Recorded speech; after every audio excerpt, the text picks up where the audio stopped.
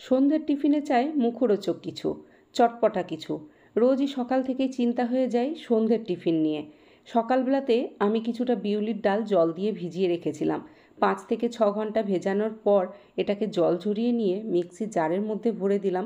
দিচ্ছি আদা আর কাঁচা লঙ্কা। অল্প জল দিয়ে মিহি করে বেটে নিতে হবে। গরমের দিনে যদি মুখরোচক এবং স্বাস্থ্যকর যদি কিছু খেতে চাও, তাহলে এই টিফিনটার থেকে ভালো কিছু হয় না। মিহি করে বেটে নিয়েছি। এখন এটাকে বড় পাত্রের মধ্যে নিয়ে নিতে হবে। আর সেই সাথে দিচ্ছি হলুদ, লঙ্কা গুঁড়ো, পরিমাণ মতো লবণ। হাত দিয়ে ভালো করে এটা ফেটিয়ে নিতে হবে যতক্ষণ না হাতে ব্যথা হয়। প্রায় 7 থেকে 8 মিনিট সময় লাগবে ফেটাতে। আর ফেটাতে ফেটাতে দেখবে হাত বারবার ধরে আসছে, তখন আরও জোরে জোরে ফেটাবে।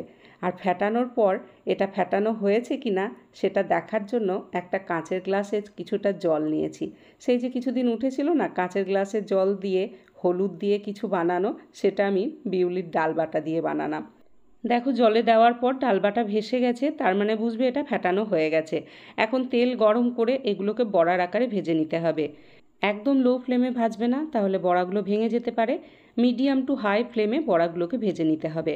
আর কম কম করে ভাজবে। একবারে যদি বেশি দিয়ে দাও তাহলে দেখবে এগুলো ফুলে অনেকটা বড় হয়ে গেছে, তখন আর জায়গা পাচ্ছে না। আমি 2 থেকে 3 ব্যাচে এগুলোকে ভেজে নিয়েছি। সমস্ত বড়াগুলোই ভেজে নেওয়া হয়ে গেছে। এখন ঈষৎ উষ্ণ জলে অল্প একটু লবণ দিলাম। চামচ দিয়ে নেড়ে দেওয়ার পর ভেজে রাখা বড়াগুলো সেই জলের মধ্যে দিয়ে দিচ্ছি। আর এতে একটা ছোঁক দিতে হবে, তার জন্য একটা পাত্রে দিচ্ছি কিছুটা সর্ষের তেল। ফোড়নে দিচ্ছি শুকনো লঙ্কা, গোটা জিরে, কালো সর্ষে আর মেথি পাতা। ফোড়ন থেকে যখন খুব সুন্দর গন্ধ উঠবে তখন এটা সেই বড়া ভেজানো জলের মধ্যে দিয়ে দিলাম। চামচ দিয়ে একবার নাড়াচাড়া করে নিচ্ছি। একটা ঢাকা দিয়ে আধ ঘন্টা এটাকে রাখতে হবে। কিছুটা নিয়েছি দই, তাতে দিলাম পরিমাণ মতো চিনি আর লবণ। চামচ দিয়ে এটাকে ভালো করে ফেটিয়ে নিয়ে ফ্রিজের মধ্যে রাখতে হবে। ততক্ষণে দেখো আধ ঘন্টা হয়ে গেছে। বড়াগুলো একদম নরম তুলতুলে হয়েছে। জল থেকে এগুলোকে ছেঁকে তুলতে হবে। হালকা করে এটাকে নিংড়ে নিতে হবে।